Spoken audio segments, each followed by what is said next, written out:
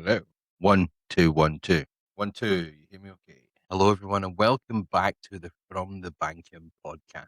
You may notice I'm on my own today. And there's a few reasons for that, but we're not going to go into those reasons right now. But yes, you have me today giving you your podcast. Now, today's podcast is going to be all about the British Grand Prix in Silverstone. And as a marshal or as a spectator, what you can expect when you get there. Things about prices, where the marshal's camp is, what the marshal's camp is like, and all these different things we're going to go into just in a little bit of detail, just to give you a little bit of an insight into what it's like to marshal and what it's like to spectate at Silverstone for the Grand Prix. So this year, the Grand Prix at Silverstone is going to be held between the 3rd and the 5th of July, and is held in, as always, Silverstone Race Circuit. Now, Silverstone Race Circuit is about between a 7 and 8 hour drive for myself, depending on how many times I stop. But if you go into my TikTok page, that Marshall fella, you will see last year I cut my holiday short in Thailand by a day to come back. So I actually took I think it was about a day and a half and just over 10,000 miles for me to attend the British Grand Prix last year. But I made it, and I was there in plenty of time. So if you're marshalling it and if you're a spectator, I would always recommend buying the tickets for as much as you can, i.e. Thursday, Friday, Saturday, Sunday. There isn't much track action on the Thursday, but on the Thursday, as a spectator, as well as a marshal, you will get access to the Hamilton stand on the main straight. There's no security on that stand on the Thursday. And you can go up and you can watch the safety car doing its reconnaissance laps, the medical car doing its reconnaissance lap. You can see into the Formula One garages sometimes, not all the time. You can sometimes see the drivers wandering about. You'll see the same principals, but you'll also see a lot of the F2 stuff and the F3 stuff. It's really good on the Thursday. Now, on the Friday, it gets a little bit more tighter with security. So on the Friday, if you have a grandstand ticket, brilliant, you show your ticket. Now, all tickets for Silverstone Race Circuit are done through the Silverstone Tickets app, which you will have to download onto your mobile device. And it's generally in the form of a QR code. Now, you cannot screenshot that QR code and just show them a picture of it. It's a live barcode. They call it a live barcode. So it changes as the time changes to make sure that it is an official ticket. And once you're in, depending what gate you come in, you will probably be greeted with a lot of merchandise stores and obviously food stores. So if you're coming in the main gate in Silverstone, most of that stuff would be to your, if you wanted to get there quickly, most of it is to your left. So you're going through the main gate where all the cars and everything's going in. Which is in between, it's kind of an entrance in between the main gate and the museum. You'd walk up, I don't know, 10 meters, 20 meters, 15 meters, something like that. And you would turn left, walk down that road there, and you'll have an abundance of catering. So if you're there early in the morning, might not be open, but it will be open for kind of brunch kind of time. And as you walk down there, you will also find the merchandise stores. Now, there's merchandise stores everywhere at Silverstone, literally everywhere, all the way around the track. But what I did notice was last year there was outlet merchandise stores.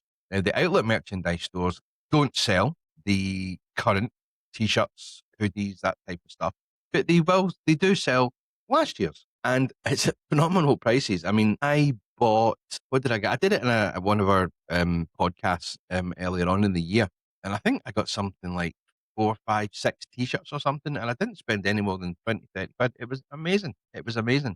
You'll also find kicking about at that time the army. Now, the army set up behind one of the stands and they bring some helicopters, they bring some tanks and little things like that. So that's something good for you to look out for.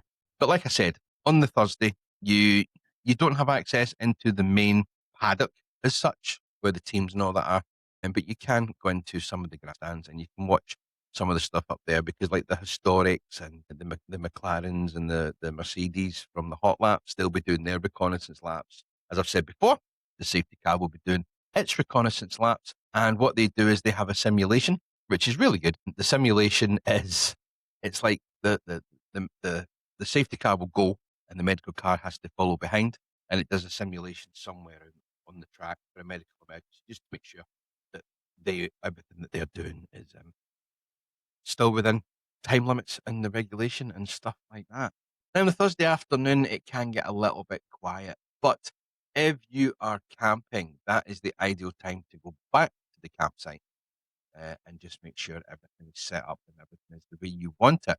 Because you can go back into the circuit on the Thursday night and you can watch everything on the main stage. So there's stuff on the main stage Thursday, Friday, Saturday, and Sunday night. Now, I would probably recommend trying to stay in to watch the stuff on the Sunday night and possibly leaving the circuit if you can on the Monday morning, because the traffic trying to get out of Silverstone circuit on the Sunday night is abysmal. It is a nightmare. You've got 500,000 people trying to leave down a dual carriageway road. In effect, it is quite a unique thing if you walk down to Silverstone Village on the Sunday and you look over at the main road. It is quite interesting because they shut down the motorway and you've got cars going the same way on both sides of the motorway. It's kind of free and all that. But yeah, so if you can, leave late on the Sunday or preferably the Monday morning. That would be my take on that. Campsites. Now, I haven't been into the Spectator campsite, so I don't know. I've walked past a few. They're not the closest to the circuit, I will admit, and we're all going to be aware that the B&Bs and Airbnbs are going to be either skyrocketed in price or they're going to be full. So you're not going to get it. So it's probably your best bet is the camp if you can. It is a little bit of a walk to the circuit in the morning, and unfortunately, if you're queued up early in the morning to get the best seat in the house, you're going to lose because as marshals, we get little bands and lanyards and we skip the queue because we have to be. We have buses that take us around to post and we have to be on post at a certain time. So we get to skip the queue and then we get to do something else that you don't get to do. We get to walk through the fencing and stand on the track and wait for the bus to pick us up, take us to our post. So I'm going to go to the Marshalls campsite. So the Marshalls campsite, you will generally enter from a different area than the spectating campsite. It's kind of down the back end of Silverstone, and they bring you up into a big field. Now, last year, I thought, personally, was very organised, but do have the marshals that have been going since Formula One probably started in 1950, and they don't seem to care that the little squares are for like a car or two cars or whatever.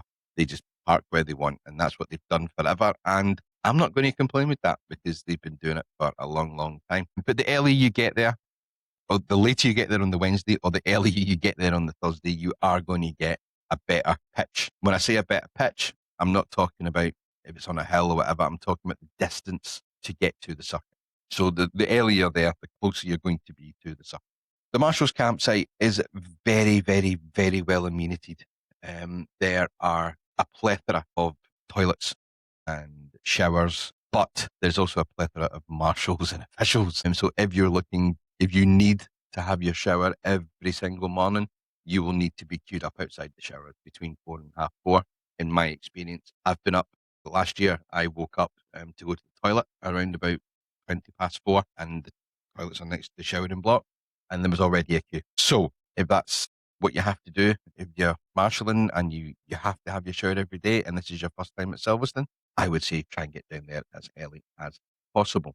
So we turn up, we park up. Now, generally, sign on will be on the Thursday afternoon. Sometimes it could be in the morning if you're doing the high speed testing for Thursday, but generally it will be Thursday afternoon. We will get it on our app, which we have as officials, and it will tell us what time, where, and when, because we obviously have the post chiefs that need to sign on, incident marshals that need to sign on, intervention marshals, flag marshals, and there's no point in having 400-500 marshals in the one tent at the one time. So it's all done bit by bit. You'll have track marshals, you'll have radio marshals, you'll have post chiefs, then you'll have the flag marshal.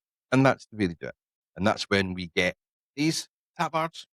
And from then on, that's you kind of signed on. You don't have to sign on every single day after that. You sign on the Thursday, and that's you all the way through till the Sunday night. If you have an issue, you can send them a message. If you've got an issue at home and you have to rush away, just message them, let them know. Because the one thing you don't want to do is just disappear and not tell anyone, because that will hamper your chances of ever being able to marshal at Silverstone again for the Formula One. Because you do need to be consistent. Just let them know if you have to go. That's all I'm going to tell you. Just let them know. Yeah. So after that, the Thursday, there wasn't really much to it. After that, we went to the show at night time, went for a bite to eat. That was great. Friday morning, that's when for us, everything kicks off. So Friday morning, we have free practice 1 and free practice 2 that day. But please remember that when you go to Silverstone and you're looking to buy your tickets for Silverstone, you think, gee, look at that price. That's an awful lot for Formula One. You've got to remember it's not just Formula One that you're going to watch. You'll also have F1 Academy, hopefully. I don't know if they're there this year, but you'll have F1 Academy, Formula 3, Formula 2, and Formula 1. And there's a load of things that happen in between all that kind of stuff. So there's always generally something always happening on track. Even though you say, oh God, that's a lot for a ticket for a Formula One race. The Formula One race is just the cherry on top of the cake, if I'm honest with you. You've got all this other stuff that goes on there as well.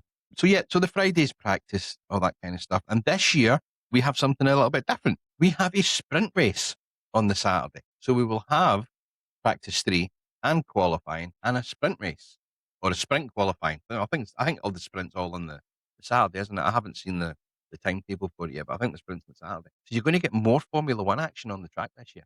I don't know what the prices are this year.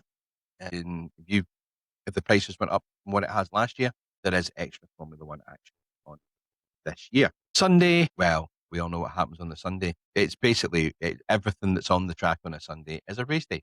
So your F1 Academy races, your Formula 2 races, your Formula 3 races, and of course, your Formula 1 race. Now, after the Formula 1 has finished for the day, that is when they let the public onto the track. But not until the marshals are off their post. You see people standing at the gates and they're like, why are you not letting us on? Why are you not letting us on? It's a health and safety thing. So we know you want to get on the track. We know that for some of you, it's a lifelong dream to walk on the tarmac that Max Verstappen and Fernando Alonso's been driving on. We get it. We do honestly get it. But we've also got a few marshals which need to get back to the campsite. They have to get picked up by buses. So you can't be let onto the track until those buses have picked up the marshals. It's a health and safety thing for a start. It also depends where you are on the track. If you are at like the Lewis Hamilton stand, for example, or around about that area, you will get onto the track a lot quicker because everything from the start of the pit lane to the end of the pit lane is cut off to all traffic anyway. You're not going to get anything. So you'd be able to go in there to see the podium and all that kind of stuff. But for everybody else that's walking, that wants to come on the track from, say, I don't know, Maggots, Chapel, somewhere like that, they will open the track for you, but please be patient. We have to get the marshals off in a safe manner. And there is vehicles on track. And that is why it's not safe, because there is vehicles on track. I'm trying to think what else I can tell you, to be perfectly honest. There's an awful lot goes on. I would say, and this is just a personal tip, I am not slagging off anybody when I say this, especially not Silverstone. But if you can help it, I would advise not watching on a Sunday from just before the Lando start. There's the long straight there, is it Hangar Straight? It's right next to the heliport. And it really does get annoying with the helicopters coming in and out and out and in and out all day. It's quite interesting to watch sometimes. You can see some going into the chauffeur-driven cars into the paddock, wherever it is they're going. But that can get pretty boring and pretty annoying. But it is a great place to watch the cars because they're coming towards you at full chat before they break to go around by the Lando stand. But yeah, that's that. Is there anything else I can tell you? Is there any more advice? Yeah, you can walk around the whole track if you want to. It will probably take you the best part of half a day, especially if you stop off for something to eat, something to drink, and maybe a couple of merch stores. There is a lot of people on the Sunday who will leave chairs in certain parts of the circuit. They claim that space on a Saturday type thing, and they will leave it there. I wouldn't move it, if I'm all honest with you. One, you don't know who these people are. It'd be mental. We don't know. But it's just a respect thing. They've left their chair there. They've found the space that they want to. They've spent their money to get in. They've found the space they want to be in, and they've left their chair there. So just leave it, guys, please. Don't go moving. anybody's chair or towel or whatever it is they've left lying there for themselves. You will also probably, almost definitely notice that all around the track and there will be army personnel. They are not there. Well, they're there to watch the racing, but they are not there show. They are there as extra security. They will, if you try and get over that fence, they will take you down. And that all stems from the protest that we had at Silverstone. So I believe that is why they are there. I might be completely wrong, but I believe that is why they're there. I think it was it the oil mob or something? But yeah, so that's my kind of tips for the Formula One weekend. Get there as late as you can on the Wednesday or as early as you can on the Thursday.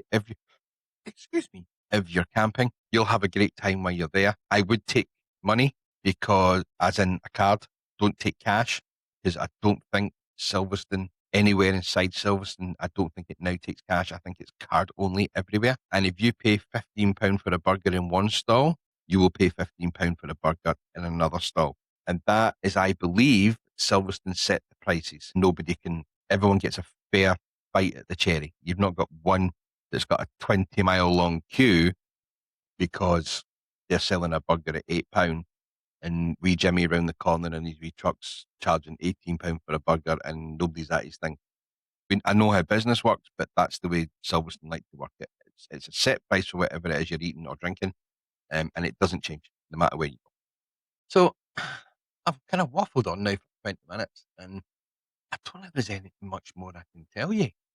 Not stuff that I can tell you from a marshal's point of view that would be any different to what you would experience. We essentially get 24-hour access as marshals, you know what I mean? Not that we do that, but we could do. You get entry into the shows at night time. If you're marshalling, you will get a complimentary guest ticket and a kids ticket.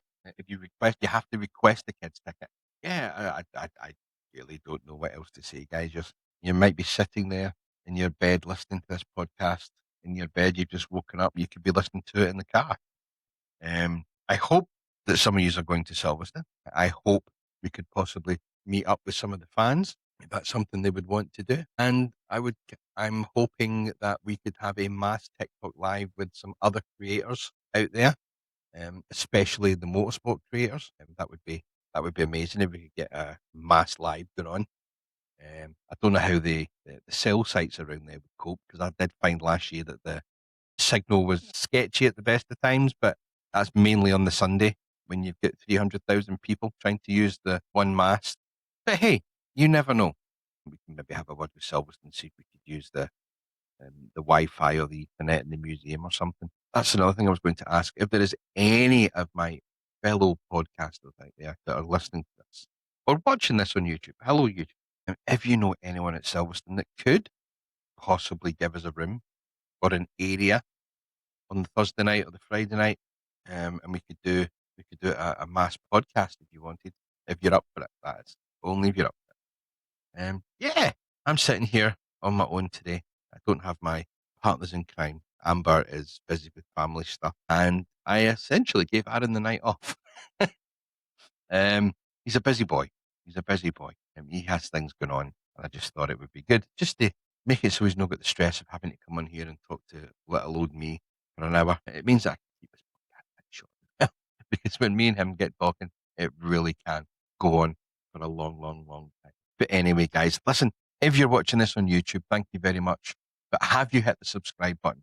Because only 5% of the people that listen to our podcast have actually subscribed. If you wouldn't mind, give us a wee subscribe, hit the bell notification, and I'll let you know whenever we upload a new video to YouTube, which will be every Saturday at 10 a.m. in all honesty. But we're hoping to get a lot of shorts on as well, so they'll pop up when we've done that. You can go onto our own TikTok pages as well as the From the Banking TikTok page. We have that Marshall fella, Amber and Orange, the Cadet Marshall, and From the Banking. The personal ones are the personal ones. The From the Banking one is the From the Banking one, but there is crossovers now and again.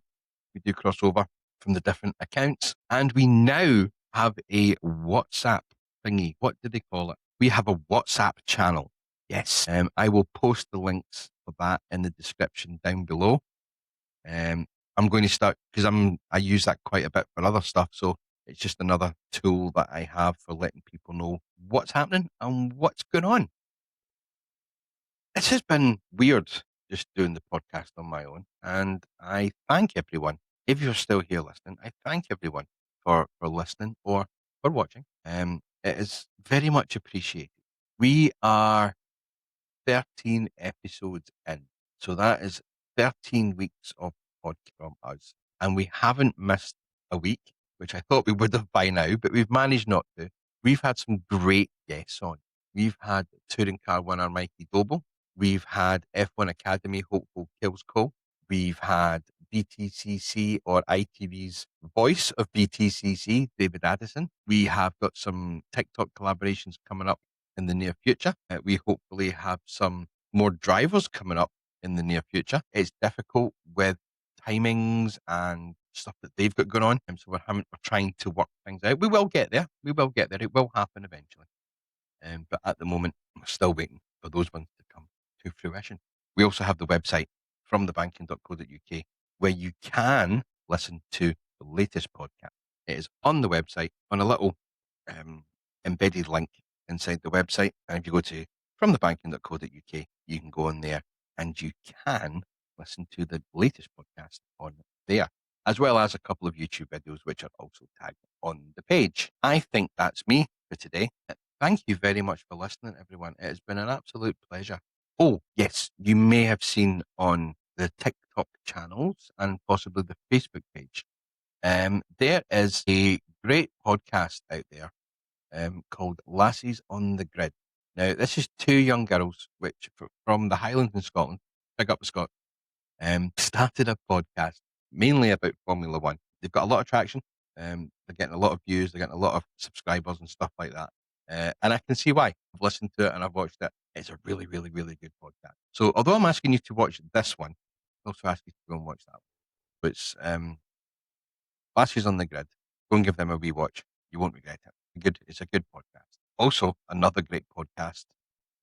Who again, I've been following the guy on Facebook for a long, long time, but they now have the podcast out, and that is A Life in Orange. And that looks like a really good setup. I haven't physically listened to you guys yet, but I will do this weekend. Apologies, I've not had a chance yet, but I will get it listened to this weekend. So thanks very much for listening, guys. I'm going to sign off, and we will see you next Sunday. Enjoy.